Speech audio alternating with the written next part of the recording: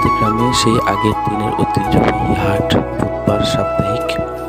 এখানে গরু, ছাগল অনেক কিছু হতো। এখন সেই দিন আর নাই। জাস্ট এখন শুধু কাঁচা বাজার, আলু, পটল, পেঁয়াজ, রসুন এগুলো ওঠে, তেল, মশলা